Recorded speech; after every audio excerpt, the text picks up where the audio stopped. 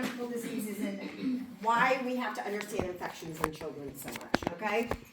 So, a couple things that make kids just at risk for infection and more susceptible to sepsis and shock and things like that, right? So, a big one is that they're just not born with an immune system that's fully functional, okay? So think about your newborns, right? They're very vulnerable. What do we give them? Like a little vitamin K and a little hepatitis B prevention, and then they go home with you out into this world full of germs, right? They don't have an immune system. You know, if they're bottle fed, they're not getting mother's immunity through breast milk. So it's kind of like the wild, wild west out there, hoping they stay healthy. This is why we say don't go to the grocery store. Don't go to Target with your newborn. But what do we want to do? We can't wait to get out of the house, right? So kids are just at risk because they get exposure to sick contacts when they don't have a developed immune system, okay? Then we decide we're going to go travel to grandmother's house, you know, and take them through an airport and all these other things, right? So kids just get a lot of exposures. There's infectious susceptibility related just to age, right? They're just more prone to get like hand, foot, mouth than I am, right? And then geographic locations. So like you're going to go to school here in Frederick County, but I have nurses that are all over the United States. I've got one right now in New York. I've got one out in California, right? So they're going to see different infections than I see here in my community, right? It's your epidemiology of what's in your community. So even if you go down to Hopkins, they do different respiratory panels than Frederick Health does in their pediatric ED. Like Hopkins tests for metapneumovirus and a bunch of other different viral panels. We just don't see a lot of that in our community, so we don't even test for it. Make sense? Okay. Geographic locations have a lot to do with what you're going to see in your community. Immunization status does as well. If you're living in the country where they don't have vaccines, can't speak, kids are going to have different diseases. You may see polio, you may see measles, you might see other things, right? So immunization status matters. There's hot topics about vaccines right now. I can tell you they work, right? Do we have a responsibility to make sure that what we're putting in them are safe? Yes, okay? So I think it's always good to verify the safety of medication we use. But vaccines work. We've eradicated measles and polio and all these chickenpox and things, right? So we know they work. What? I said we had. Right? So we know vaccines work. So let's just start there, right? So when I'm trying to determine what's wrong with a child, the course of illness is probably my biggest indicator of what's happening, especially with infections and communicable diseases. Because something like measles is going to follow a course of an illness. So for 3 to 5 days, they're going to have upper respiratory type things, and then they'll get a rash that starts on their face and spreads to their trunk. And I'm like, oh, you got complex spikes, you got measles, right? So it's that course of illness that helps us determine your diagnosis. What did it do, right? Because like fifth disease will always follow the same. Hand, foot, mouth will always be the same virus, right? Do they have more serious involvement? Or is it a localized viral infection, okay? Do they have cellulitis? More localized swelling. So lots of things we have to learn about an assessment. Fever. Did you guys read the section on fever in your textbook? If you didn't, please do. It's not long. It will take you 10 minutes.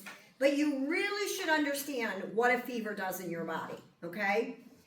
Fever is there for a reason, and it serves a purpose. It's part of your functioning immune system. So if I just take away your fever, that's your body's natural defense against infection. So I don't want to just wipe out a fever on a kid, okay? So, how do we know what a fever even is? Do we have rules for that? Yeah. Okay. What's a fever? Over 100.4. Oh, that's great. So it's got to be over 100.4. All right, what if I take it rectally? I'm not sure about Is that one. different? We're going to assume this is oral, right? Mm-hmm. When we talk about temperatures, generally we say an oral temperature is something greater than 100.4, okay? If I take that same temperature rectally and it's a fever, what would it be? I don't know that one. This is usually a minus one. Oh, so it would Oh, be plus one, I'm sorry. I'm doing it wrong. Axillary is minus. So that would be 99. All right, so Yeah. Or 101? So like a rectal normal temperature is 99.6. A normal axillary is 97.6, and a normal oral is 98.6. See how I added a degree and minus a degree? Right, Okay. right. So this is a fever. So, am I going to medicate a kid with Tylenol that's got 100.4 fever? No. I hope we're not. Only if they're screaming in pain or something, right? There will be things where you're like, well, okay, I'm going to give you some Tylenol even though you really don't have a fever, right? So I'm just saying minus any symptoms. If they just have that kind of fever, I'm probably not going to medicate it. It's serving a function, okay? Now, if I've got like 102, 103 fever, I'm probably going to medicate that. But why do we take Tylenol for a fever? It's mainly for comfort, right? Fevers make us feel uncomfortable, okay? So I always let my kids percolate a little bit, right? All of my kids, shocking, had ADHD, right? I You can't guys see are it. shocked by that, right? You can't see it at all, right? Okay, so, the only time they were quiet when they were sick is if they had a fever. The minute I give them Tylenol, they'd be bouncing around again. I'd be like, oh my God, So I would let them percolate at 101, 102. I medicate over 102.4, okay? Because I wanted the fever to work and help me fight that infection, and I wanted them to rest. And kids don't rest, okay? So, fever requires a lot of explanation, doesn't it? Mm-hmm. A lot of education. We're going to talk more about fever. All right, let's talk a little bit about lab work. When we're trying to rule out infection, what are some of the things we're looking for and why? Elevated white blood cells. And why? What are white blood cells? What do they do for an infection? They fight it. How? Depends on which white blood cell you're talking Let's about. talk about the phagocytes. They eat the infection, break it So down. these guys are pretty cool. They're just always in a surveillance mode, okay? They're not round. They kind of go in between cells, and they're looking for abnormalities, right? So you're going to see an elevated white blood cell count predominantly with your neutrophils, okay? You've got inflammatory markers. We know those, don't we? Procalcitonin's one. You've got sed rate. You've got your CRP, right? Sometimes those are elevated. Not always, but sometimes, right? We look for urine. Urine's a big source of infection, right? So what do I see in a urine if it's positive for infection? Nitrates and what? Don't just say leukocytes. What?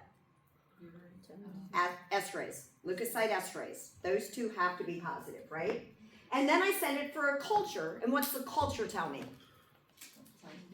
What type of organisms it's causing the infection, and what else does a culture and sensitivity then tell me? What antibiotic treats that organism? So the sensitivity means this organism is sensitive to that antibiotic, and that's a good match, okay? We do blood cultures to rule out sepsis, right? And what is sepsis? Septicemia, infection of the blood. Infection of the blood, okay? We do a lot of lumbar punctures in our kids where you won't necessarily do an LP unless you're ruling out meningitis in an adult. But in a newborn or an infant, LP is gold standard right next to a blood culture, okay? X-rays.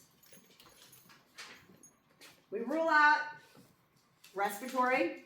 Common to do a chest x-ray in a kid that's got a high fever and respiratory components. We're ruling out pneumonia. We don't see a lot of pleural effusions and things in kids. That's old people that are falling apart. We do sonograms, appendicitis, things like that, right? Gallbladder, sometimes we do sonograms on. CTs are great. They show us so much, right? They show us different layers. So if I've got like an infection in my bowel, I can see that. In my chest, I can see that. And then your MRI shows you deeper. So like an osteomyelitis and things would be seen better in an MRI. You can see osteo on a CT, but better on an MRI, right? So we do a lot of workup, right? Infants especially get a full workup. So we know that vaccine prophylaxis, we do it for children at obscene numbers because we've markedly reduced the impact of a lot of infections, right? We don't see polio and measles and a lot of these things that, like tetanus isn't running around rampant and things. So we know vaccines work. There's other ones that we've added, even since I've had children, meningococcus. Now we don't see those kids dying in college campuses from meningitis like we used to, right?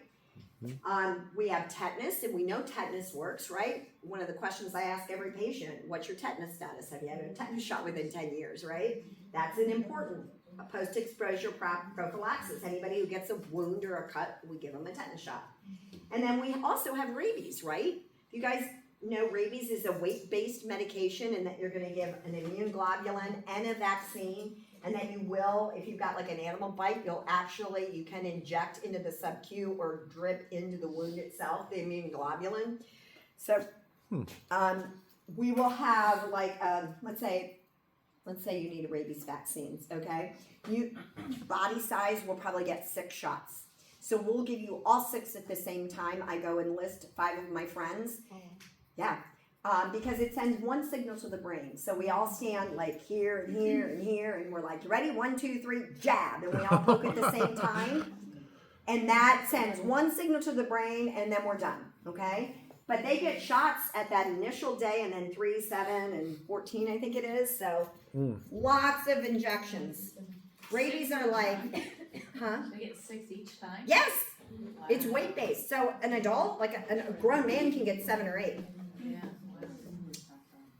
So, right, antibiotics. How do we know which ones to pick, right? So I think pharmacology in my nurse practitioner license degree was my hardest course I took. It was crazy. They would have like 150 drugs on there and you had to know everything about them. And I would just be like, no, I can't do it, you know? So there's a lot that goes into it, right? That at this level, we don't got time to go into. So there are classic antibiotics that we know work for certain things, right? Like we take a Z-Pak when we get bronchitis or an upper respiratory infection. We can take Zosyn if we think we've got a bad UTI with altered mental status. We for like a newborn, we give them AMP and Gent and ceftriaxone in that neonatal septic period. And we may even add like a herpetic coverage until we've ruled out herpes transmission from mom. So it definitely matters the age of the child, what you're trying to treat, right? We know UTI antibiotics. We know skin antibiotics of Keflex and stuff, right? So you got to come up with a diagnosis before you really know what you're going to treat, right? Sometimes that involves a culture. A lot of times that involves a culture to figure out what it could be. But sometimes we're not always testing kids. All right, let's dig a little more into a fever, okay? So how long can a kid have a fever where we're not terribly worried about it? How many days? Less than 5 is the rule of thumb. Now, I don't know about you, but like my grandkids have crazy fevers. So I'm like the team doctor. I'm on permanent standby. Sayla's got a 1 or 2 fever. Oh dear, give her some Tylenol. Any other symptoms? No. The next morning, did Sayla go to school? Yeah, she never developed symptoms and the fever was one time and it's gone. What is that? Right? It's so random. So fevers are really weird in kids. We don't get fevers a lot when we get sick anymore, do we?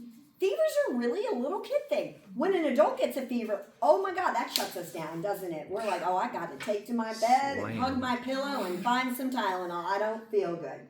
But fevers are super, super common in kids, okay? So the body has a normal response. And this is what I want you to read about a little bit, if you can, in your book, because it's really interesting. Patterns of fever vary. Viruses usually can have some fevers with them, but they don't last more than 3 to 5 days. So if a kid has a fever on day 6, you better be doing some testing, okay? So they need to go in, see their pediatrician. Maybe it's a simple ear infection. Maybe they have a pneumonia, but something is causing. You should have a really big index of suspicion something's going on. And like I said, sometimes you get these short duration fevers. You're like, well, it's here, it's gone, and I don't know what to worry about it, okay? And then sometimes you'll have kids that you never know what, they just had a fever for 2 days and it's gone and they never manifested symptoms. Fevers are strange in children. You even have some fever of unknown origin in children where they'll have a fever and it needs to be kind of beyond 14 days and they've done a chest x-ray, a CT, they've done blood culture. Nothing's coming up positive, but they still have a fever. Those kids are going to get a pretty aggressive workup because there's things like cancer that cause fever in kids.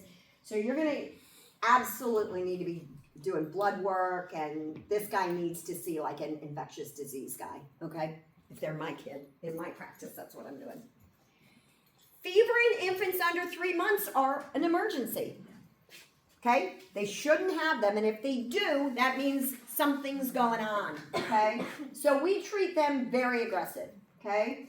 So temperature instability is a problem, and it's much higher risk for serious bacterial infections. So these kids don't tend to spike high fevers. They tend to go hypothermic, okay?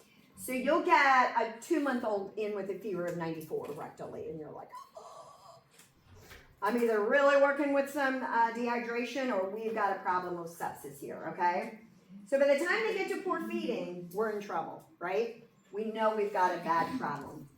So most common is group B strep or E. coli in these kids. Those are the two most common, okay? We're going to work through a case of a kid, so I'm going to talk a little bit more about that as we get there. UTI, E. coli is the most common, right? E. coli we know is in poop. So it's very common for kids in diapers, for it, E. coli to be the contaminant. And then if they get a pneumonia, it's usually a strep pneumonia, a group B strep, or Staph aureus. And then they can even get like E. coli diarrhea. I had an adult with that the other day. Yes, ma'am. So a kid can have like a fever for 5 days. When do you get concerned? Like, when would it cause like a febrile seizure or like rheumatic disease or anything like that? So febrile seizures, I'm going to talk about when we get to 6 disease. Okay, I'll recircle for that question. So it's usually like you will let a kid stay at home for 3 to 5 days of a fever, but if they have a fever like on day 6, they need to see somebody. Okay. And then the pediatrician will determine if they need a workup, okay? If the kid looks good but has a fever, we're going to look for a source. Ears, throat, COVID, flu, something like that, okay? If all of that comes back negative, I'm probably going to surveil them, right? But it all depends on that exam because they may come in and have a rash. And then you're like, oh, you've got this, right? So they just need to be seen is the biggest thing I would say, okay? So they get a full septic workup. And for an infant, that includes a lumbar puncture. So we're doing lab work, CRP, sed rate, CBC, CMP, blood cultures. We'll do a chest x-ray. We'll do a urine cath. Remember in OCCP we talked about when to cath or when to clean catch? Fever in a kid under 3 months gets an in and out cath. You can't risk contamination, right?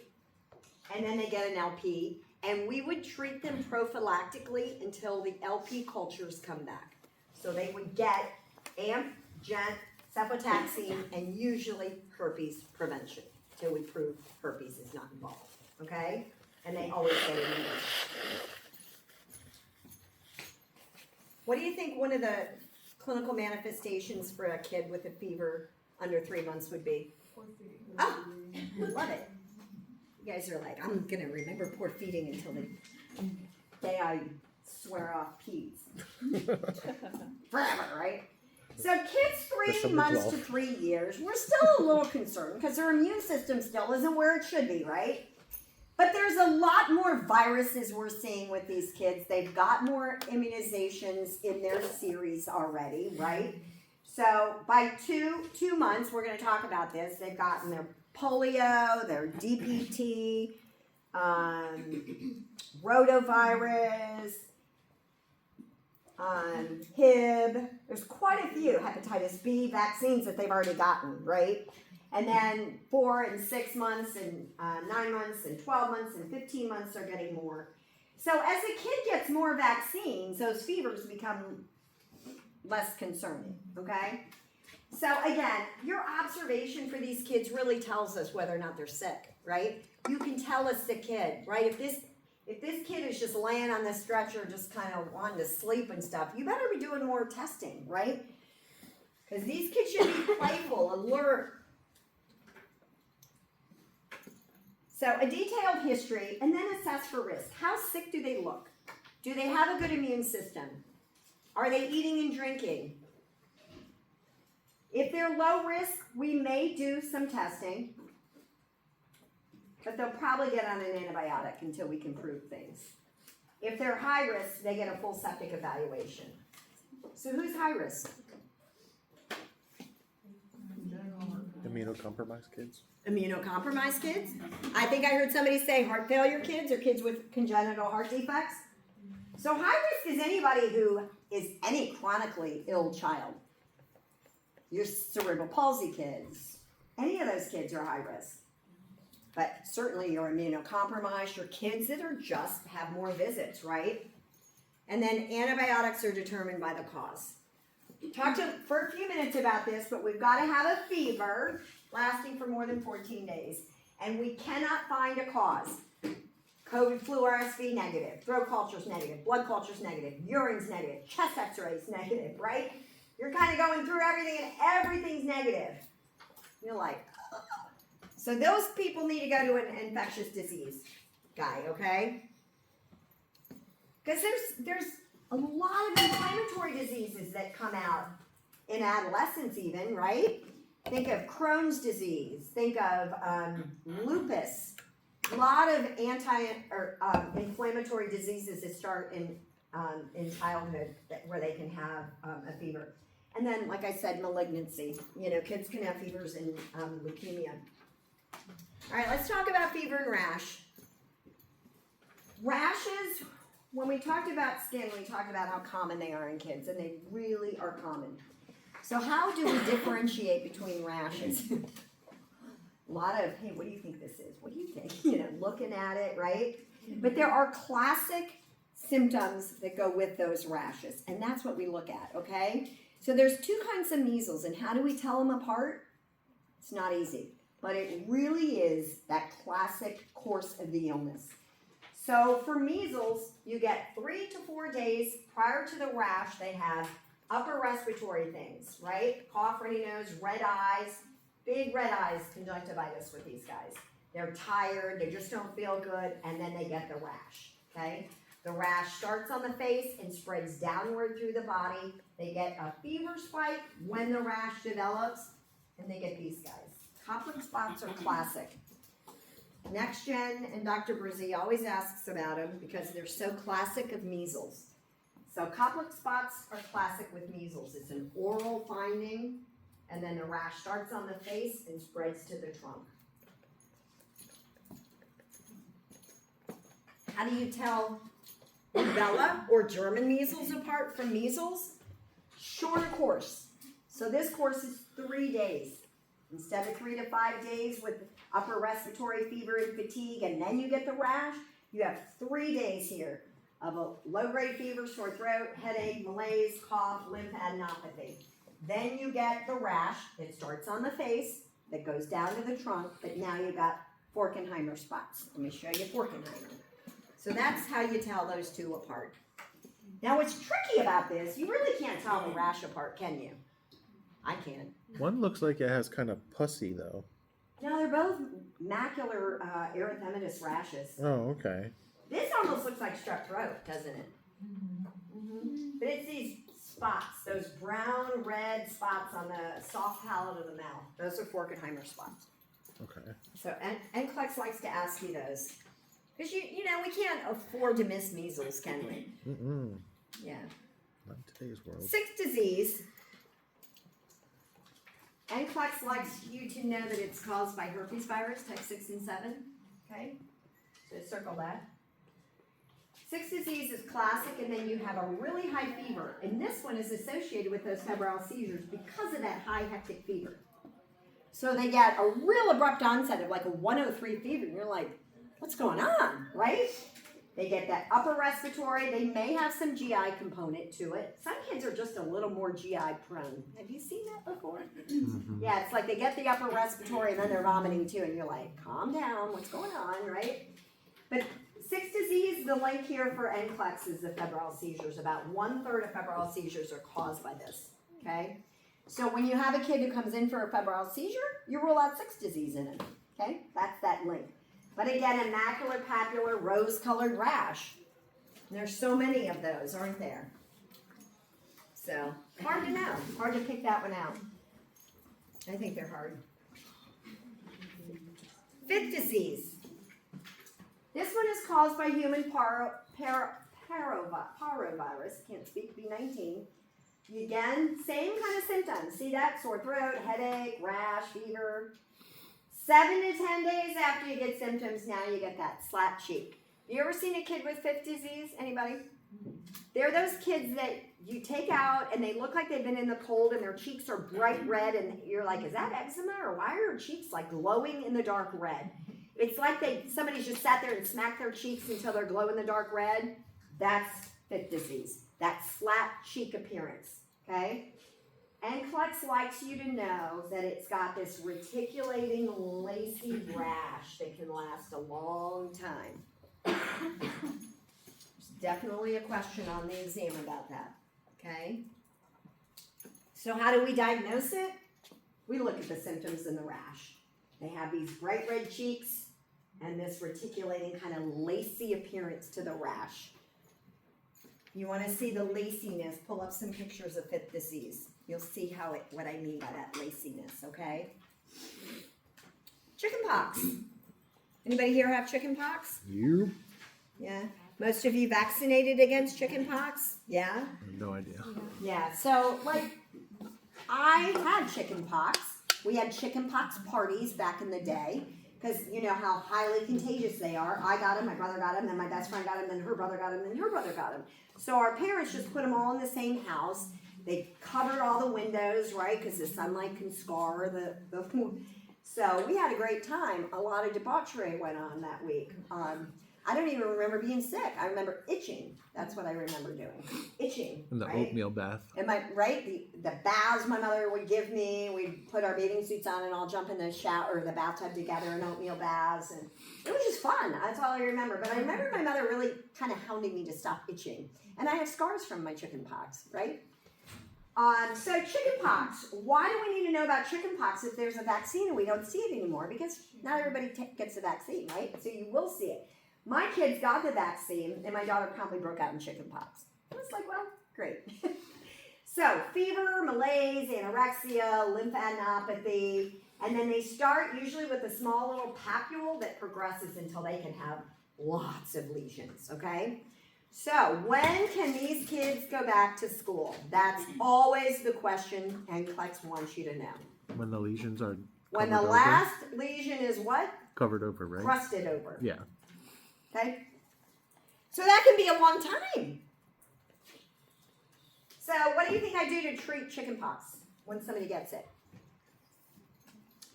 What's my therapeutic management of chickenpox? Control the rash. Control the itching. The itching, So yeah. calamine, oatmeal baths, ice, cool claws, anything to control the itch, right? Comfort measures, hydration's important. I might need Tylenol for a fever. But really controlling the rash is the biggest problem.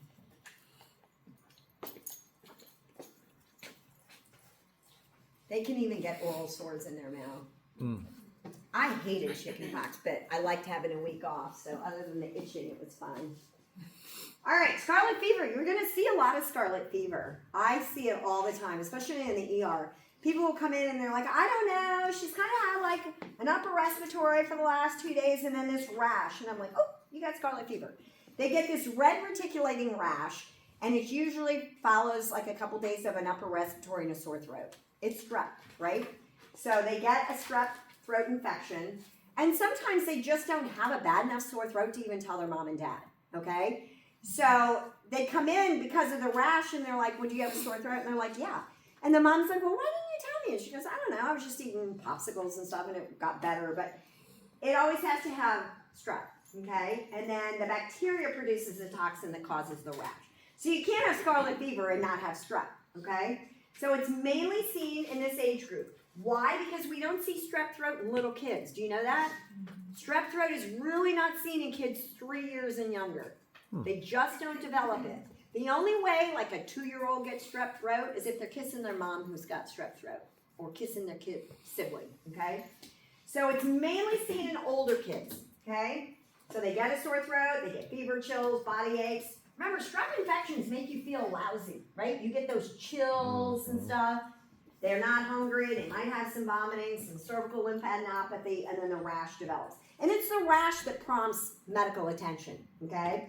So the parents come in and they're like, what is this? Have you ever felt scarlet fever? It's sandpapery. It's the only rash you'll see that's defined as sandpaper. So if I were to feel Jasmine with scarlet fever, her skin would feel like sandpaper, very rough feeling to the rash. So how do you think we treat scarlet fever? Treat the rash. Am I Oh, treating? duh, right. What am I treating? The strep. And what's my first drug of choice for strep throat? Amoxicillin. So we do a throat culture and we treat them with amoxicillin. Okay? Very meaty, angry rash. Scarlet fever sort of almost looks like a drug reaction. It's so red. Have you seen a drug reaction in somebody? I had somebody in the ER last week and he's like, I don't know what's going on with me. And he took his shirt off and I'm like, you're having a drug reaction. What's your new drug? It was just, drug reactions are like a really fiery red rash. And scarlet fever sort of reminds me of that. Very, see how deep red it is compared to some of the other rashes of measles and stuff that we've had? Scarlet fever is very much that way. All right, otitis media. You need to understand otitis media with children if you do any kind of nursing. So there are 2 kinds of ear infections. And as a provider, this was really beaten into me because, you know, nurse practitioners, as a doctor, I can prescribe whatever I want. Nobody's really checking over me. But as an NP, everybody's always watching it. So in urgent care, if I overprescribed antibiotics based on clinical criteria, I'd be called into the office and say, hey, you prescribed 3 children antibiotics that did not meet criteria this month. And be like, all right, what are we going to do about it now, you know? But it was kind of like, you need to stop doing that, right? So, how do you determine who gets an antibiotic and who doesn't? Testing? Ear infections. Poor feeding. This is the criteria.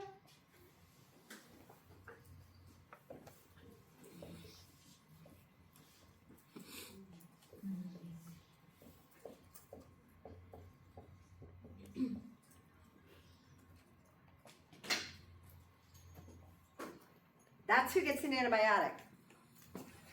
Now you try telling that parent that's there at 4 in the morning because the kid won't sleep, because the minute you lie the kid down, all that fluid starts hurting, that they don't meet criteria for an antibiotic. That's why those 3 parents got it, because they were not leaving without it. Okay? But this is how we get all the problems with antibiotics that we had with treatment failure. And so we put them on amoxicillin and it doesn't work, and now they need augmentin. It's for things like that.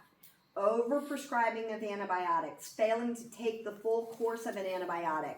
I'm telling you, my daughter is the absolute worst at this, and I yell at her all the time.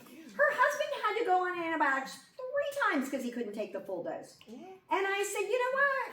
Pretty soon you're going to probably have surgery on your elbow because you just can't remember to take your antibiotic for 10 days. And he just looked at me and I said, I'm done with you guys and your antibiotics. Because she does it with the kids too. And I'm like, it's really important. So I'm really working with them to understand the importance of this. But this is a problem with everyone. And can you imagine, have you guys given medication to children yet? Try doing it 2 and 3 times a day. I used to have to lay my 2-year-old on the ground. I'd pin down her arms and legs by sitting on her, right? I'd hold her face, I'd squirt it in, I'd plug her nose. You get sick of doing that 3 and 4 times a day, don't you? So it's really important. Kids get tons of ear infections. Probably one of the biggest reasons I go to the pediatrician. So not everybody gets treatment, okay? So you can have a viral ear infection, okay? And a viral ear infection is not gonna give you this, okay? And that's how I can determine if it's a virus versus a bacteria. I know I'm not gonna get a 102 fever from a viral ear infection, but I will from a bacteria, okay? But I could have pain, okay? So viruses can be the sole pathogen, okay? They can be. And so the child has to declare and have the symptoms long enough to develop an infection that warrants the antibiotic. And that doesn't happen in 24 hours. Doesn't happen overnight, okay? So how do kids get so many ear infections? All those viruses that they get, all the RSV, all of that, they start turning on all the secretions and the fluid sits in their tympanic membranes and becomes infected, okay? So big incidence between 6 and 15 months of age. Amoxicillins are leading treatment. The kids mainly experience pain when they lay down at night because the fluid and the pressure builds up. So let's look at two different ear exams. I'm using an otoscope looking in the ear, okay? The one on the left is what I would call a classic viral ear infection. Classic to me. You've got a little redness, right? Some mild erythema, but you've got a good light reflex. And light does not reflex off infection, okay? You see how there's no light reflex off of this tympanic membrane where there is this one? So that's a positive finding of not an infection. Having that light reflex right there is an important finding. So even though there's some fluid in here, you can see that the tympanic membrane is still flat. It's not bulging. The fluid is clear.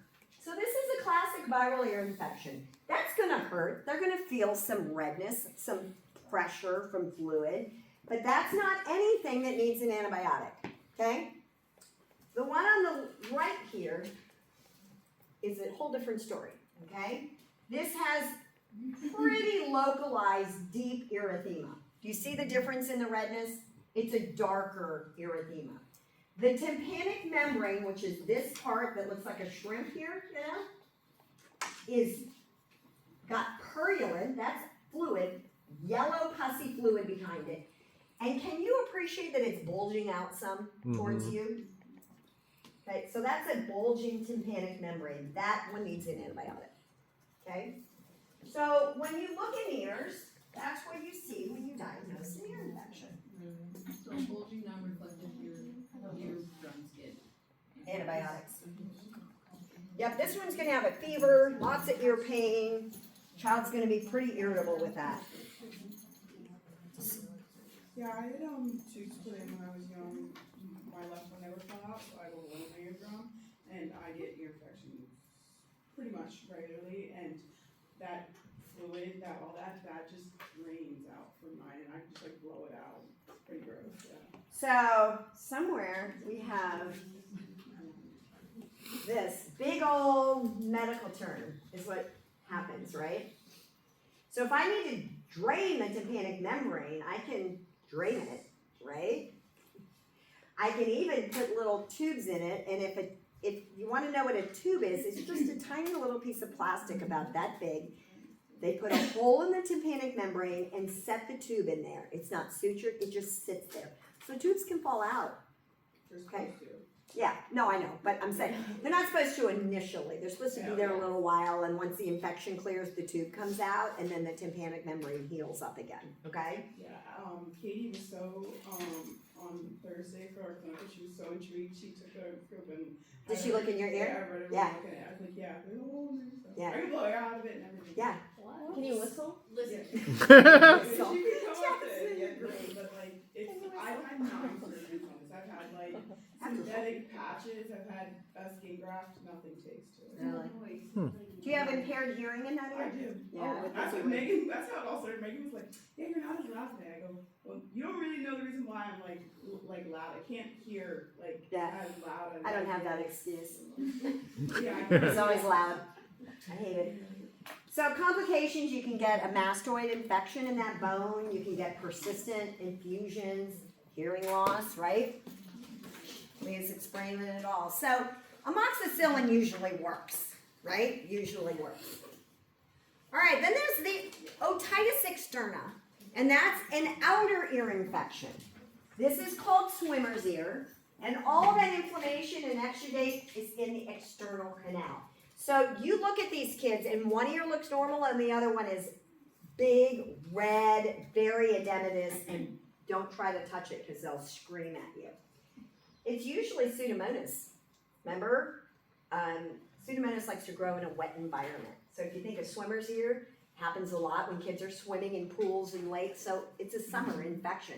And like my daughter was a swimmer year round. She swam year round at Middletown, so it can happen year round. These kids have a lot of pain. So even, I would not stick the otoscope in to examine the ear with this. All of your exam is externally. So I would just really kind of try to look at the ear, but even pulling anything on the tragus, this kid's gonna be in excruciating pain. So lots of ear edema. I'll show you the picture in a minute, but a lot of times they don't have a fever. So treatment is usually antibiotic drops and a corticosteroid drop. If they've got both ears involved or a really significant purulent draining ear, sometimes I'll do oral antibiotics and steroid drops. And then pain control is pretty intense, okay? But these heal up. You don't really get a lot of complications with these. But you see how it's all, the whole ear looks like it's outside the ear? Mm-hmm. You'll often see purulent discharge. So you can have an inner ear infection, an otitis media, and still have discharge out, draining out your ear, okay?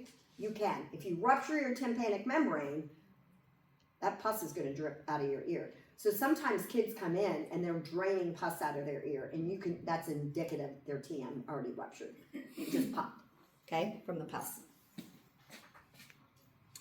All right, let's talk about the eyes. What types of conjunctivitis are there? All right, we've got bacterial. We've got viral. Keep going. Fungal. What? Fungal. Parasitic. No. Not so much. Okay. Can, but not so much.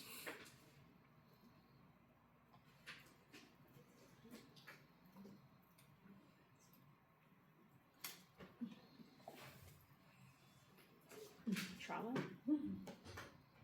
Rubbing eyes. Why am I rubbing? Yeah, allergen. Why am I itching? Hay fever? Allergen. Yeah. I should literally know that. I'm dealing with it right now. I am too. I know, I woke up this morning, I'm like, ooh, girl, you need some eye drops. You look rough. It's like itching all weekend. I was outside all weekend.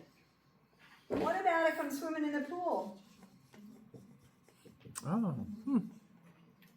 Right? Bleach does that to my eyes. That's why kids wear all those goggles, because they're constantly opening their eyes. My kids come out of my pool and they're like, whoa, they wear goggles all the time, right? Chemical.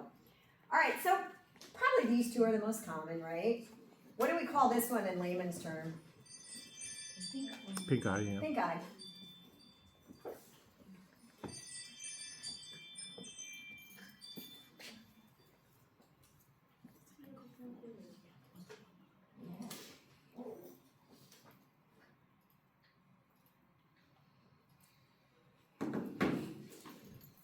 All right, viral.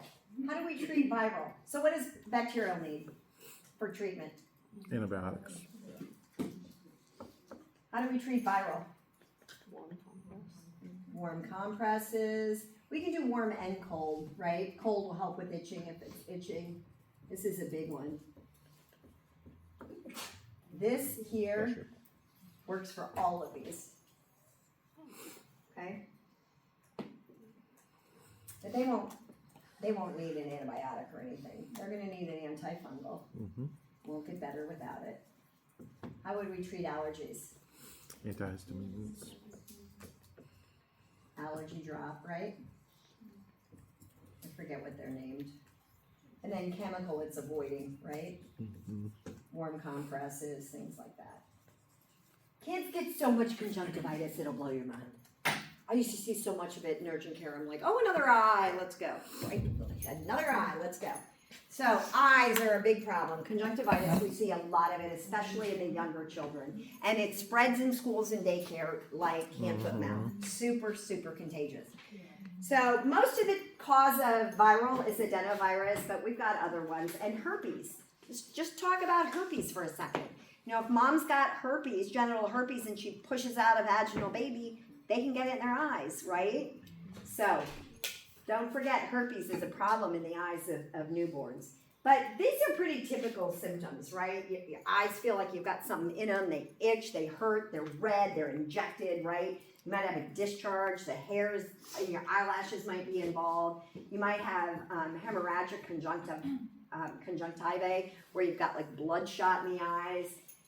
Chemosis is related to your chemical, where it's very injected in red. Wake up with your eyes crusted shut. Yes, I hate isn't that that. fun? Mm-hmm. You can have that with viral, but most of the time with viral, you won't get that purulent discharge.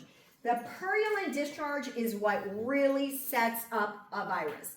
So see, red, injected, teary, uncomfortable, itchy. You're like, oh, my eyes, right? I have like, oh, I know what the allergy for that is. It's Zadiator, I think it is. I have it in put it on my eyes this morning. I think it's called like Zadiator, and it's like for allergies for your eyes. I did that in Visine this morning, waking up. Zadiator, or something like that. Bacterial conjunctivitis needs an antibiotic, right? Those are the ones that get sent home. You gotta be on an antibiotic for 24 hours before you can go back to school. Good hand washing, it can spread from one eye to the other, can spread from, my eye to your eye. Really highly contagious. The difference is purulent discharge, okay? So now the eyes are crusted shut. And when you hear a parent say, they woke up this morning, their eyes were crusted shut, I cleaned them out and look at them now and they're goopy like that again, they need an antibiotic. All right, so those guys get antibiotic drops. Polymyxin, erythromycin, but they get an antibiotic drop. Okay? Lyme's disease. I'm going to tell you a story about Lyme's disease so you don't forget Lyme's disease. So this will not surprise any of you, was a tough mom. Hey, you're like, I'm tough with you too. I kind of, I set a high bar for my kids and then I just encouraged them along, right? And so, I expected you not to be sick. You don't get sick days with me. And, if you're bleeding, it stops, right? You got clothes at school, you can change, right? All You're not bleeding missing stops school, eventually. So, very rarely did I come pick you up. I was a working mother. I would be at Georgetown working. If you got a bloody nose at school, I can't leave my patients to come take care of your bloody nose. That's what the school nurse is for. Change your shirt and go back to class.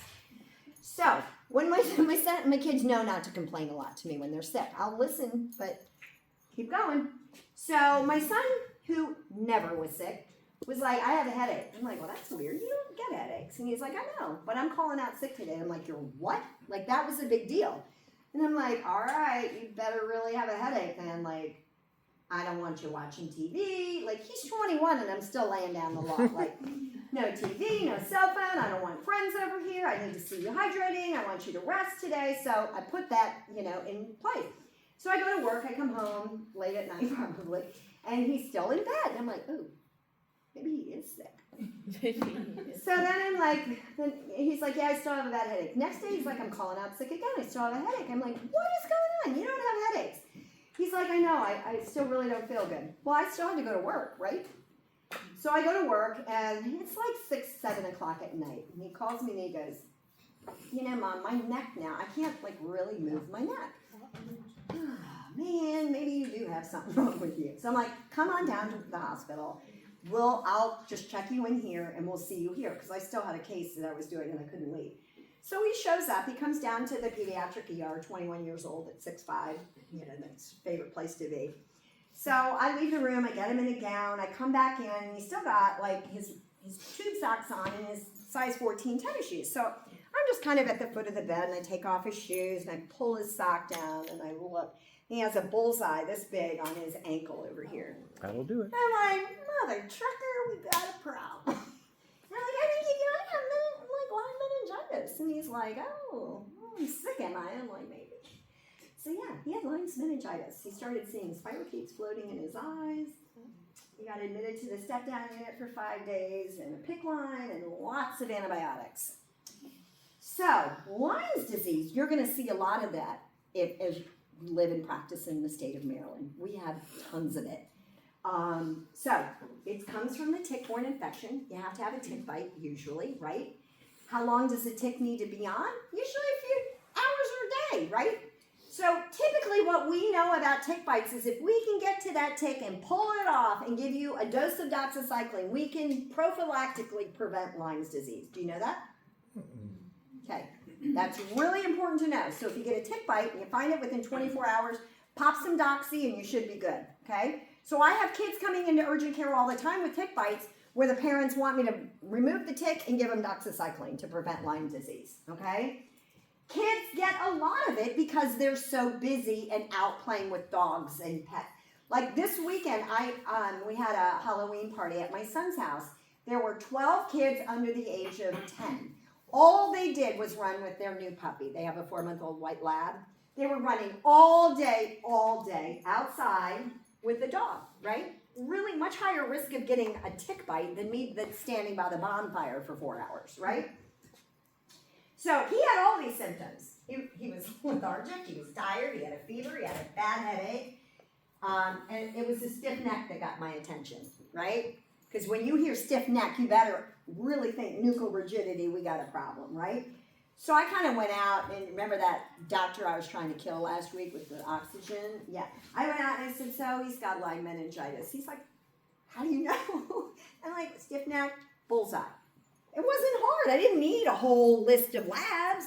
Now he ended up getting them, including the LP, because he needed it for diagnosis, right? But that's what he had, okay? So, positive antibody test later, our treatment consisted of, actually he was on ceftriaxone. He was getting an IV. He got ceftriaxone IV for 6 weeks. So naturally he went home with a PICC line, and I had to administer once a day. You guys know ceftriaxone is once daily, right? So I would administer the ceftriaxone. His problem is he had some complications. He got the spirochetes in his eyes. He lost his peripheral vision and was having blurry vision. So this is what you do when your kids are sick. So he started telling me this, and I said, I need an ophthalmologist to see my kid. And they're like, well, ophthalmologists don't come to the hospital anymore. Says who? Watch me, right? Mm-hmm. You go call them and you tell them, I'll pay you, get over here, right? So why do you have eye exam chairs in your ER if nobody's using them, right? I found an ophthalmologist. He came right over. He took my son down to the ER. He did a full eye exam, and he saw him for the next year because he ended up wearing glasses for 2 years. So you fight for your kids. You advocate for your patients, right? So he had complications. He got the meningitis. He ended up being on doxy for 4 months after 6 weeks of ceftriaxone because he kept having complications. So meningitis is serious. Lyme's disease can be really serious. I don't know how he doesn't have long-term complications from it because he was so sick with it, but he doesn't. But after that, I keep a bottle of current doxycycline at my house, and anytime we have lots of dogs, so if anybody gets a tick bite, and I sleep with Charlie, sometimes I wake up with a tick. Any questions on Lyme's disease? Yeah. So with any tick bite, you would do the antibiotic, or do you always have to see the bullseye? No, you always take an antibiotic. You don't wait for the disease to develop. You want to prophylactically prevent it. So if you take the antibiotic within 24 hours of a tick bite, you'll prevent Lyme's disease. So rabies, you guys know with rabies that we have to give treatment, right? And it has to be timely. Now, just like, with tetanus and, tick bites and stuff, kids are more prone, to be bit by dogs. They move fast, like even just this weekend, my dog loves my grandkids. She's so excited when she sees them. but she doesn't want Sadie to sit on her and bounce on her like this. And so she's, and Sadie's crying. And I'm like, well, that's her way to communicate, get off. But you have to watch dogs and animals around kids, right? Kids are much more likely to be bit. They're busy. So rabies is fatal. We can't let a patient develop rabies because they'll die. So we give them prophylactic treatment, and you don't want them to get symptoms because by the time they've developed symptoms, they've got disease and the prognosis is poor, okay? So that's why as soon as somebody's bit, we check the rabies, right? So who do we call? The health department, right? We might have to call animal control if it's a dog that we need to track down the rabies, but we've got to determine that, right? And what do? We don't test the person as much, we test the animal, okay? And then we cleanse the wound is one of the biggest and most important things to do immediately. Soap and water, really scrub it out, really rinse it out to get any of maybe the rabies foam from the animal out of the wound. And then we give immune globulin, and the first dose of rabies vaccine needs to be done within 24 hours of the bite. And then they get additional doses of rabies given on days 3, 7, and 14. This is a weight-based drug, like I said, so you may be giving 6, 8 injections at one time. We will also take the rabies immune globulin, and we can either inject that sub-Q around the wound or pour it directly into the wound to really try to get good coverage from the wound, okay? All right, STIs, there's just, you cover STIs in, with Emily. So I just need to kind of talk about the children's component of this real quick. So this is literally 5 minutes. We're gonna take a break and get to case study work, okay? So, adolescents have your highest rates of STIs. Doesn't that scare parents? Right? So where do they get their source of information on safe sex? They get it from other adolescents. Okay? So, I always just said, start education early. If you're a parent, it needs to start in elementary school or sooner. Kids are already kissing and talking about things very early on. If you don't know that, you should know that. This year, my granddaughter, last year, Sailor was in kindergarten. And she goes to St. Elizabeth's, a private Catholic school in Rockville. And she was sitting in school in a little group work with her friends. And 2 boys asked to see her private parts, right in the classroom. They're 6. And she was like, oh, no, my nana's told me, oh, boys like you. And she jumps up and she ran over to her girlfriends and she carried on her conversation. Nobody in the classroom knew that those boys had asked to see her privates and touch her private parts, then asked her to get naked. So Sailor goes home. She doesn't say anything to my daughter, her mother, and she's laying in bed. She's got her pajamas on. Her bath is all done. There's 3 of them. So Brett, her husband, will lay with one while she's doing the other 2, and they kind of rotate around. And so Brett's laying in bed, just snuggling Sailor, getting her ready for sleep. And she goes, Daddy, do you know what happened to me at school today? And she tells Brett, and Brett's like, Heather! Like, I need help in here, right? Like, if you're not talking about this early, it's happening, okay? It's happening young. Both of those boys got pulled out of the class. They got questioned and everything. They have older brothers. They know nothing about what they're asking or talking about. And they were, like, horrified. They got in trouble. Now they're not in her class, and all this stuff transpired. Okay, so like we've had that discussion with Sailor now, okay? She was 6. So, very high population of your adolescents have your STIs. Most of them are going to be chlamydia. The other part are going to be gonorrhea. Your 2 most common, okay? You can see fetal infections. It's going to be transmitted during delivery, so sometimes they come out with gonorrhea in their eyes or chlamydia in their face. They can get it in their nose and mouth as well. And then every time you diagnose an STI in a child, you have to rule out sex abuse and assault. Absolutely have to, okay? So, PID most commonly comes from gonorrhea and chlamydia.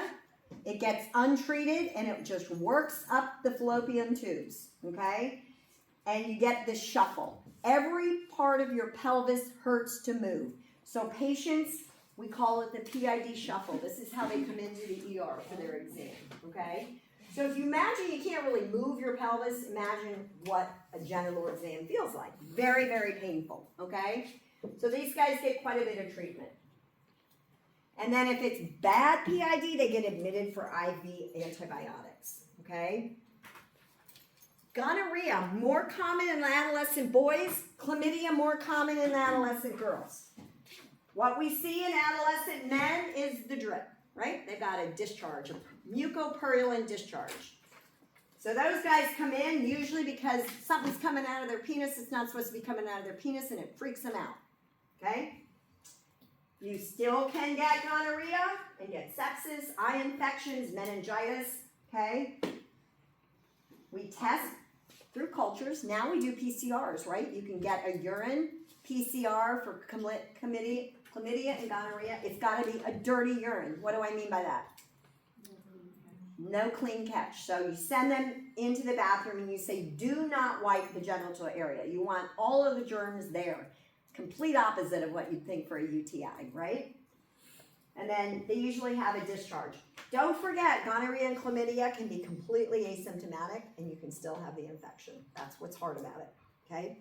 Chlamydia, most of what I saw in forensics was just redness. They'd have a little erythema down there and I'd be like, oh, you're kind of redder than you should be down here. And their culture would be positive, okay? Very common in adolescents. You see it spread back and forth.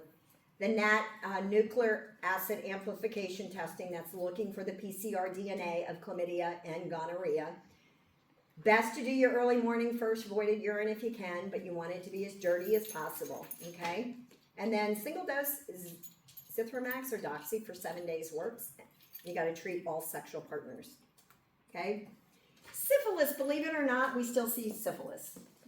I spent 20 years in forensics, and the first 15, I never saw it, and then the last 5, I saw it a lot. So it's there.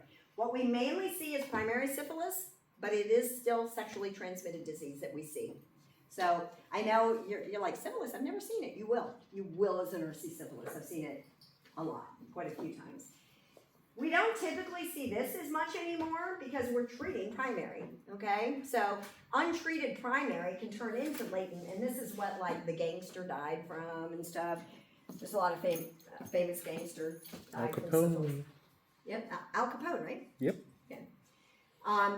So there's different treatments. At my hospital, we would do a VDRL, and that just stands for the name of the lab who created the blood test. But then they need antibiotic treatment. Okay. HIV. How do kids get HIV? Mom. Predominantly from their mom. Okay. So what have we learned about HIV? Can we treat the mom if we know she's pregnant and she's got HIV? Mm-hmm. Can we keep the baby from getting HIV? We sure can, can't we? Mm-hmm. Isn't that so cool? I think it's pretty impressive. So yeah, we need to know HIV status of parents. That's why it's a mandatory testing and part of that newborn screening, right? So predominantly we get it through vertical transmission, mother to infant is the biggest way. Don't forget though, and this is a part of, the population that we don't talk a lot about in this group, but your homeless teenagers, okay, your homeless teenagers often use sex to survive, okay? They often, if they start using sex to survive, the way they use sex to survive is they use drugs to get through the sex to survive and have a meal, okay? So there's a huge percentage of homeless teens in the United States, okay? And so they are at a great risk for HIV because of some of those high-risk environments they put themselves in. So we are still seeing large numbers of children with HIV, okay? So we are testing better. We are doing good HIV PCRs now to know. But the treatment for HIV is complex. You got to look at your cell count numbers to see what your viral load of HIV is, right? And the greater the viral load, the worse the infection is, right? The harder it is to treat, the sicker the patient's going to be, right? It's all based on age, severity of the disease, and your CD4 count. So it's sort of a math puzzle on how to treat. All right. What we take a few minutes, when we come back, we're gonna work through 2 case studies. Because we've gotta talk sepsis yet.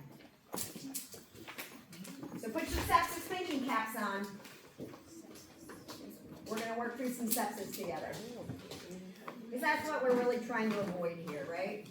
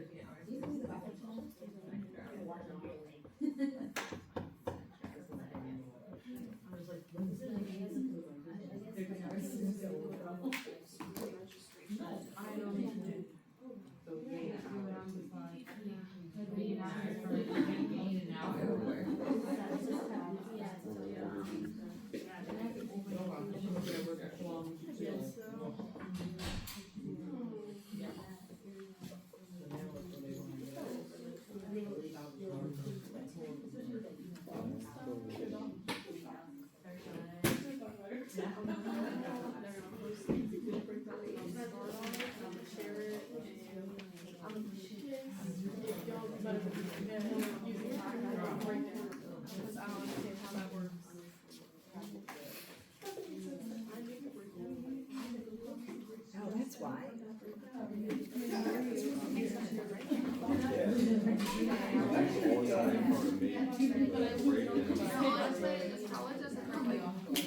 No, she didn't. No, I said, yeah, we need everyone else's reaction. I know that no one else reacted to you. Yeah. When you reacted, you jumped in. Yeah. Don't say I didn't jump out of my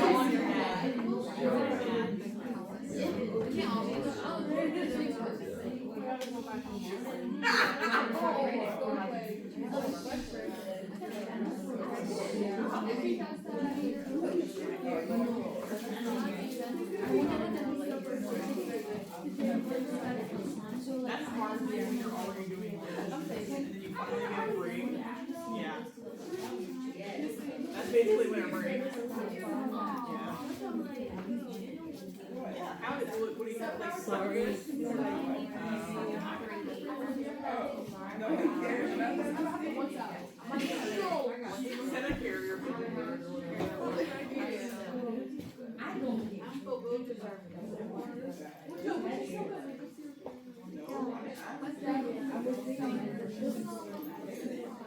I guess maybe every time in dating you guys would like bring you. I don't wanna go. I don't wanna go. Maybe not for 3 weeks. If I could go for like a friend, I would want money, I guess I could. I do it when I'm married. Yeah. Why don't they come here? I already submitted. I'd rather go there. They can have McDonald's. Yeah, I was so like, I just Chili's. I was so enticing.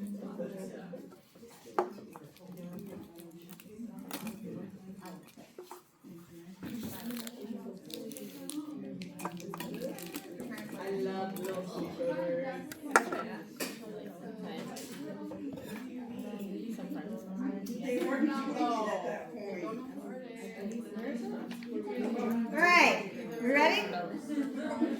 warm in here.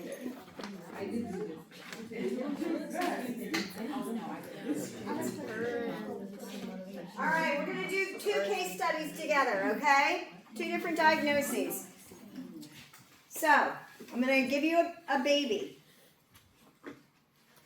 Baby A is male, born at 38 weeks gestation. His birth weight is 3.2 kilos. All right, so we got a 38 weeker who weighs 3.2 kilos, who was born vaginally. Mother is group B strep positive. She did not get treatment for her group B positive. Her membranes ruptured 20 hours prior to delivery. And mom has a fever, 38.5 during labor. What are you concerned about from what I told you? The group B's. Oh, the kid transmitting. You should say everything. This is a problem, this is a problem, this is a problem, this is a problem, right? So is that baby at a high risk for developing meningitis or sepsis? Yeah. That right there should be a high risk, right? This is a high risk baby. So if I know those things, am I going to be surveilling that baby a little differently than a baby who had none of those things? I should be, right? All right. Prenatal course. Baby A appeared well at birth with APGAR scores of 8 and 9 at 1 and 5 minutes.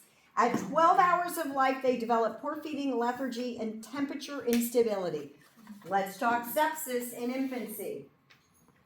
Clinical manifestations. What am I going to see in a newborn with sepsis? Okay, poor feeding. And love that that's one of your first ones.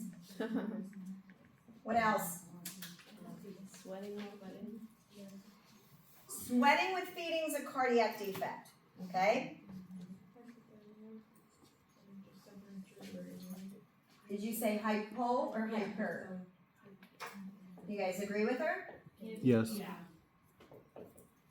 Yes, I do. Good. What else? I did say lethargy.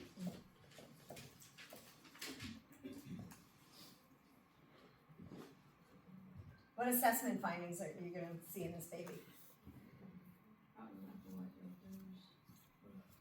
So probably decrease urine output, right? That's what happens in sepsis. What else? Huh? Tired? Pallor? Sorry. No More tears. than pallor, what's your cap refill going to be? Greater than 3 seconds. It's going to be delayed, right?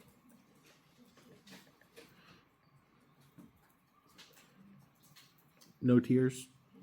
Lack of tears.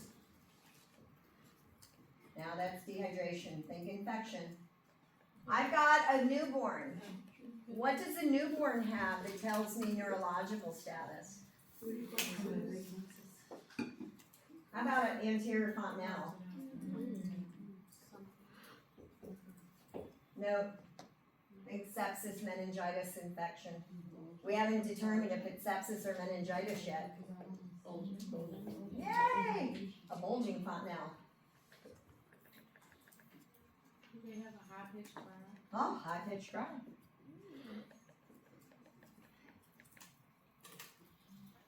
All right, what vital signs are you going to see in this baby? Let's start with Hypotension. the temperature. What would be expected? Well, you told me hypothermia. So probably a temp of about 94 rectally. Just about what I'd see. What's my heart rate going to be? How tacky? Give me a number. No. 160. Probably about 180, 190. What's my respiratory rate? Is this elevated in sepsis? Yeah. 100% yeah. It's one of your sepsis markers, is your respiratory rate. So what do you think a newborn's respiratory rate that's septic or with meningitis would be? What's a normal newborn's heart rate, or respiratory rate? 30 to 60, right? So what would you expect this infant to be? It wouldn't be 75. 38 or 40, would it? Probably be 80. What about your pulse ox? Decrease. You got a newborn, they're not 100%. You got tachypnea, you're not gonna have 100%. So this is probably about 92. What do you think my BP is in this infant? Is this impacted? When we crap over, uh-oh. It's the last thing to be impacted. Remember, this is the difference between sepsis in kids and adults. This is going to be abnormal, this is going to be abnormal, this is going to be abnormal. This will be the last thing to go. So this kid's blood pressure is probably 70 over 40, and that's not bad at all. Okay? For this infant to be dropping their pressure, they're already bradycardic and dying.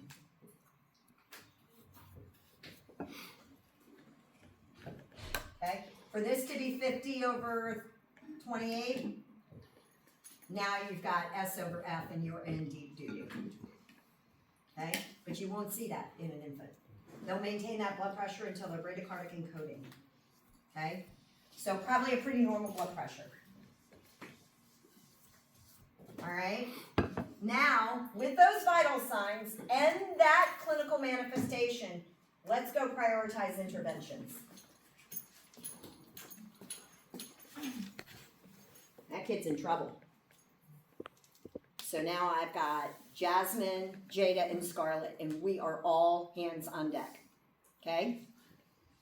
And I can't do all of these by myself, but let's just pretend that they abandoned me and I'm by myself. Which one am I doing first?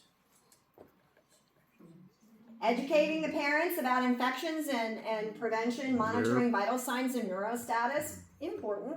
Initiate IV fluids and do an AccuCheck. What do we know about glucose in sepsis? Does it go up or down?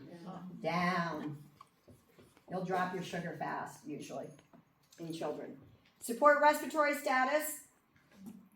Maintain thermoregulation. Initiate IV antibiotics. What's number one? The respiratory status.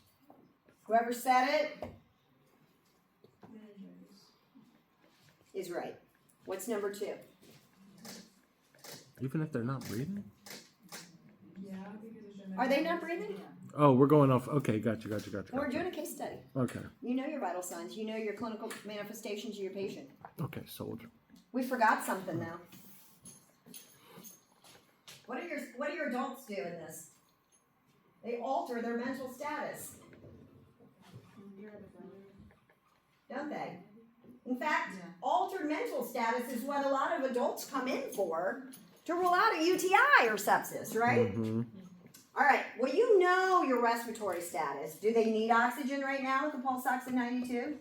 So even though you're driven by your ABCs, you have to do your assessment to answer that question right. I got you. Okay?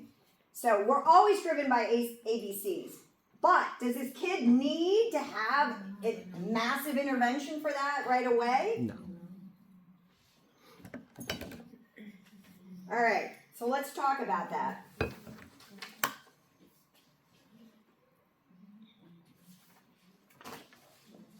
So 2, airway will always be right up there, just to let you know, right? But if your airway is moderately stable, you better always think this. Mm-hmm. And I will tell you in pediatrics, the answer will always be to do IV antibiotics. It's always the right answer, okay? Number 3, what do you think? Educate, monitor, initiate, maintain thermoregulation. Ooh. Think of that newborn. I'm saying thermo. Where are we going to be working on them? Under the light, because the baby's cold. You cannot get a baby well again if they're cold. They won't get well. Dry and cold, you can't get that kid well. Okay, so this is 3. What do you think 4 is? Take care Yep. of the dry. Cold and dry. Remember, a kid that's cold and dry is your nightmare. You can't get them healthy. Okay, so you've got to now get the fluids to deal with that. You've dealt with the cold, now you got to deal with the dry. Okay?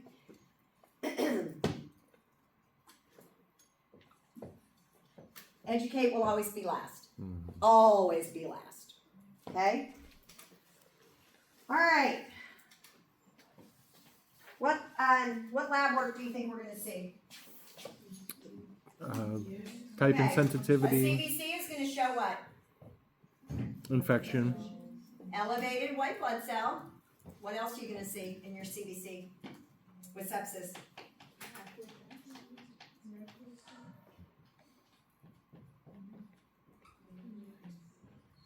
You'll see thrombocytopenia. What else are you going to see? A left shift. And besides the CBC, what else? That's one test. What's another one? Blood cultures. How many of those would we do? We do 2. We do 2 sets, 2 different draws. That helps us if we get a contamination on one. Okay? What else are we going to do? This is a newborn. We're UA. ruling out sepsis and meningitis. Somebody better do an LP, right? Now, in an LP, do you know how to interpret whether or not that kid's got meningitis? if pus shoots out the back. So they have an elevated protein. They have white blood cells, right? And they have a low glucose.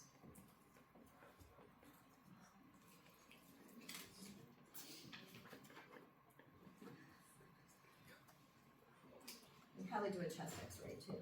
You got a newborn, you gotta rule out meconium, you gotta rule out aspiration, right? What about your inflammatory markers? C-reactive protein, CRP, calcitonin. Yeah, or a sed rate, right? And then they recommend doing like a VBG to check for acidosis.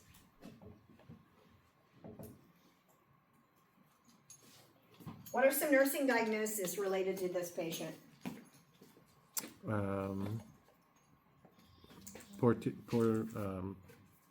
Impaired gas exchange. Impaired gas exchange is one of them, related to respiratory distress.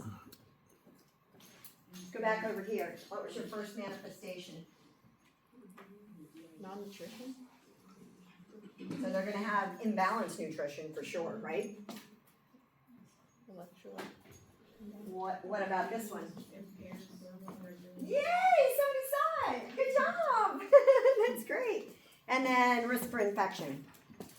All right, so what do you think is wrong with this baby?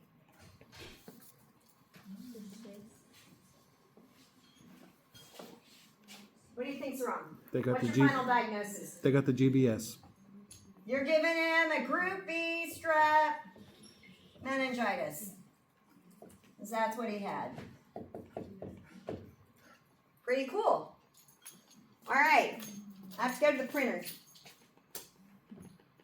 'Cause now I'm gonna have you work through one on paper. Hold on.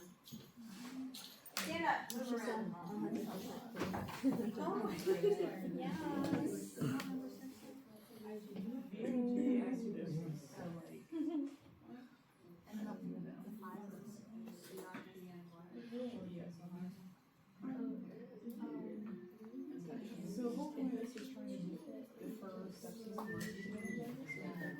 All right, let's work through this. Sepsis is really important to understand. It's a concept that you're going to see all the time in your clinical practice. It just doesn't matter where you work, right? Newborns get it, adults get it, children get it, your senior citizens get it. Doesn't matter what you pick, you're gonna see sepsis. So being able to identify it, knowing when you're gonna have a patient going into septic shock versus one who is maybe more stable is super important for you guys to understand that concept, okay? Well, let's work through this one. You can keep this right the answers down if you want. I have an extra pen. Me, my turn.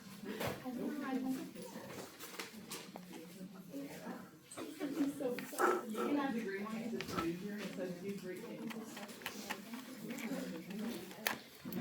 Alright, so now JH is a 5-week-old infant brought to the ED by his mother who speaks little English. Her husband is at work, she's young and appears frightened and anxious. Through a translator, she reports that he's not eating, sleeps all the time, and doesn't act normal. What do I need to ask her based on just that?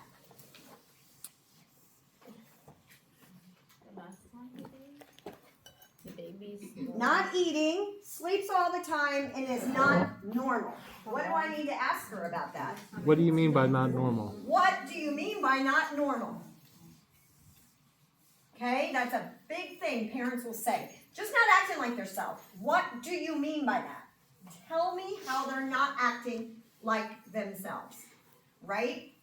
Tell me how much he is not drinking. Are they making wet diapers, okay? All right. What are obstacles you need to consider? Cultural. Language, cultural, big ones, right? So you'd repeat things multiple times with that, right? Every opportunity to educate you would do. You perform your primary assessment and question Mrs. H with a translator. Which of these findings are abnormal and need to be reported? Anterior fontanelle, palpable intense. Normal or abnormal? That sounds normal. Tense is not normal. Tense is not normal. Okay. Tense means increased ICP. So normally it should be a little squishy. It should just be nice and soft, Okay. okay? Pupils equal and 3+. Normal or abnormal? Fine. Normal. Temperature of 96 rectally. That's hypo, right? Heart rate of 85.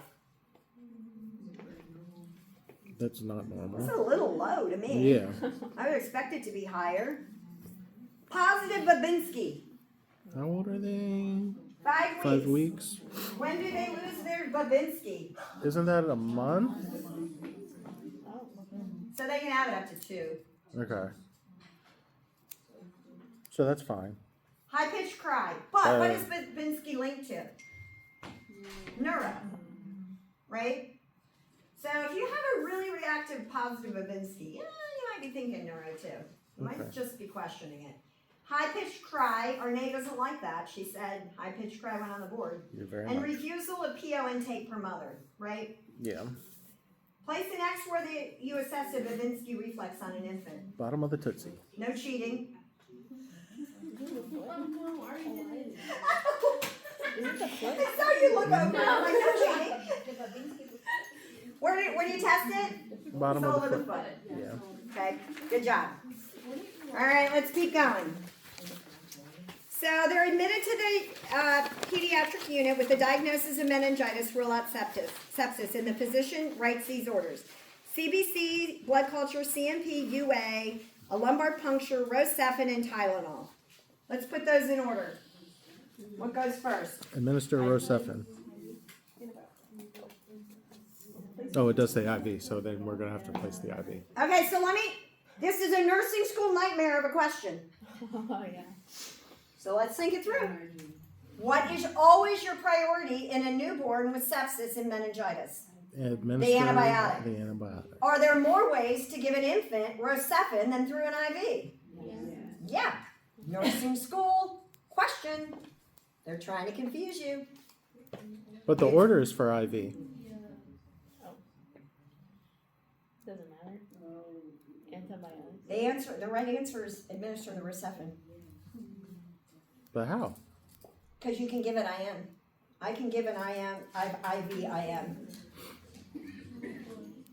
So if you guys want to place the IV, that's fine, but the antibiotic is the priority. Then what do I do? First one's actually isolation. Oh wait. And then. Let me write these down. So number one is isolation, right? Patient walks into your department, the first thing you determine is, oh, you need to go in isolation. The next one, you're gonna do the IV because you gotta give the antibiotic. And this is where they're trying to confuse you, right? Because this is your priority. Then what do? Lumbar puncture. So you're going to do the labs kind of all together. And this is what's hard, right? So what do you do first? In kids, you're gonna cath them first, because okay. otherwise the minute you do the LP, they're gonna pee. Oh, right. So you're gonna cath first, labs, and LP. So I actually do collect my blood before I do an LP. Okay. And then Tylenol. Tylenol's last. You'll hear me say this a million times while you're here. Life-saving Tylenol. And that is a joke. It will always be last, like education. Okay? All right, you have a difficult time placing the IV line, and the physician writes an order to give Rocephin IM while you wait for the IV to be placed. Where do you give an infant IM Rocephin? The Lateral vascular. Is that what you're thinking? Okay. Yeah. Before giving the Rocephin, you must verify the dose. Tell me if this is right. Am I doing my math right?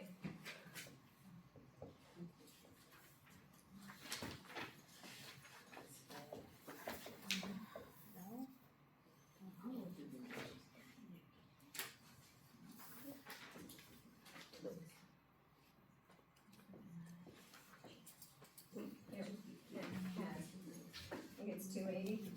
Where are you? Question 6. Oh. Oh, yeah. Pardon me. Well, my brain So the daily starts ramping up. dose is 280. Did I do that right? And the loading dose is 350. No, it's not. Should be 2.5 kilograms on your tongue. But never mind. I'll do the math. No. I'll pay attention. I got it. Oh, I wrote down 3.2 kilograms. That was for the other one. Never mind. All right. Interpret his lab findings and explain the rationale for the abnormal findings. So they're looking at a urine and it's got a pH of 7.2. What is that? Is that normal? That's acid. That's acidotic. Yes, that's the word. He's got a white count of 22,000. Is that normal or abnormal? That sounds pretty Leukocytosis. hot. I don't understand the sodium of 6.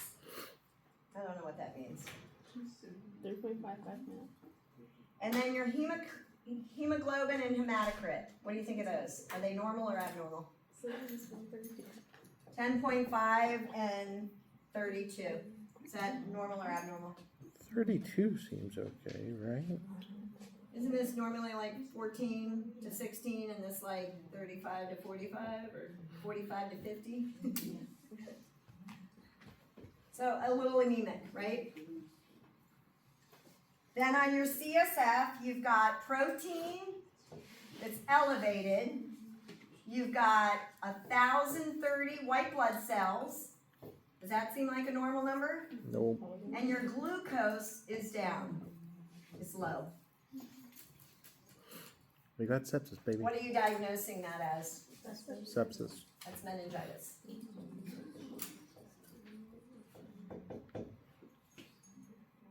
Hold on. Tell me something. Let's compare these two. What am I going to see in sepsis for my lab values? How do I call a code sepsis or something at the hospital? What are those lab values that are triggered? Do I need to know my white blood cell count? No, I don't. I'll just tell you ahead of time. You're not going to know. okay? So what else am I looking at to tell me that? You guys know the answer to this question. You're all thinking too hard. Temperature? No. What lab test do we draw if we want to know if someone's septic? Blood pressure.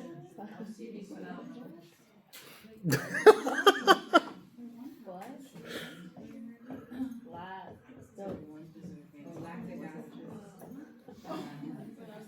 That's what you diagnosed it. You're lactic. It's got to be greater than 2. You're lactic. So we don't need to know this, but I'm going to have tachycardia, tachypnea. Remember that respiratory rate for adults has got to be over 22. Tachycardia, tachypnea, a lactic, a positive lactic. Oh, your inflammatory markers.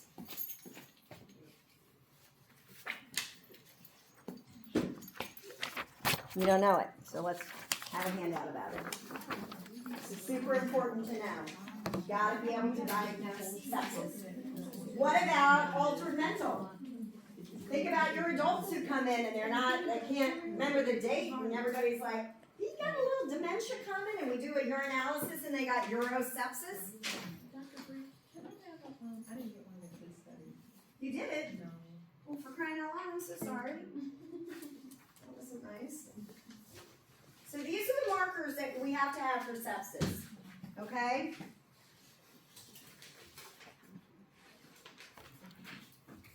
And that tells us then our organ perfusion, right? Because if we're not perfusing well, because our heart's beating too fast, we're breathing too fast, we're not organ perfusing, that's then we get our delayed cap refills, right? And that's where our SOFA score comes. So look at, in adults, it's really looking at your blood pressure too, right? But what did I teach you about blood pressure in kids? It's a late It's the last finding. thing that's gonna go. So you can't determine sepsis in a kid with just hypotension. Whereas if your adult comes in and they're febrile and hypotensive, you're like, oh, I got sepsis going on. I don't even need a lactic, right? It's a little harder in kids because their BP remains stable, okay? So, elevated white cells. You've got elevated CRP, ESR, ProCal. All those are elevated. Those are your inflammatory markers. Elevated lactate, it's got to be above 2. You're going to have thrombocytopenia. So you're going to have low platelets, right? Do you guys know the platelet, that thrombocytopenia with sepsis? You ever look at your CBCs with your septic patients and you're like, why are the platelets 45,000 or something? It's because of that sepsis, okay?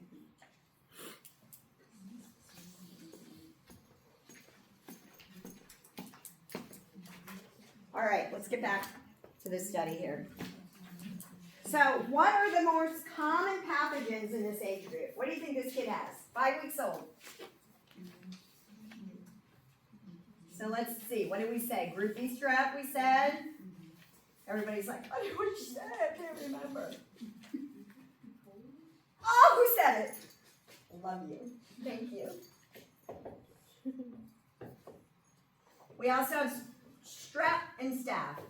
Okay? Those are the big ones for this age group. All right, so what do you think he has? What would you guess out of that one? Are we gonna go with what she said, E. coli? I've already underlined it. Let's go for it. All right, so JH is diagnosed with E. coli meningitis. His plan of care will include 14 to 21 days of antibiotic therapy. You're developing your nursing care plan. So let's talk about managing pain. How do we manage pain in this kid? 5 weeks old. Think back about pain control. Is it all just going to be Tylenol? Because obviously it would be Tylenol.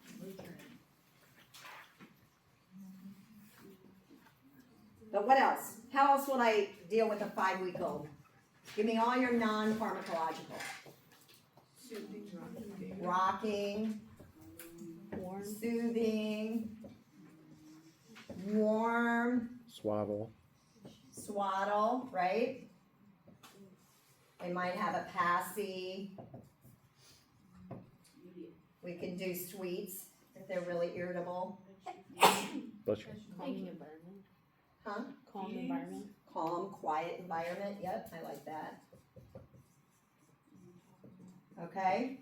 Let's talk about hydration. How are we going to maintain hydration on this kid? You think that kid needs fluids?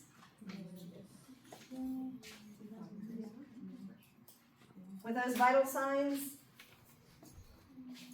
I'm pretty sure I would probably do a 20 per kilo bolus, followed by the 10 per kilo calc for maintenance. Right? How else are we going to manage the hydration status? What are the things we're going to do to know that this kid is maintaining hydration? Eyes and nose. Eyes and O's. Somebody Weighted said up. weight, right? Daily weight. Cap refill, right? We can check that right away. Urine output. Tears. You should see tears when the baby cries. Washing out. Fine. Good one. That's a real good one.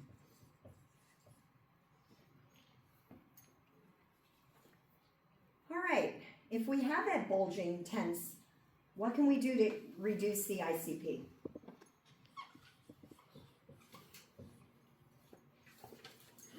Oh, hyper. That's worst case scenario. We can hyperventilate. Mhm. What are some basic things we can do if a kid has increased ICP? Head of bed elevated? Also the IV, oh crap, I can't remember which one. Because you want to pull the, So you're talking about mannitol. You're talking drugs. no, I'm talking about, is it hypertonic or hypotonic? Isotonic? Hypertonic? Fluids? Mm-hmm. Yeah. You can, fluid restriction. But wouldn't it be counterintuitive if you're already dehydrated? Restricting fluids more? Okay, so tell me something. What's more important? Never- Herniating your brainstem or being dehydrated? Yeah. Right? If you've got ICP, that becomes your priority. Because that will even impact your airway and everything else associated with it. I like how you're thinking that, because you've got to tease these things out in your own head, right?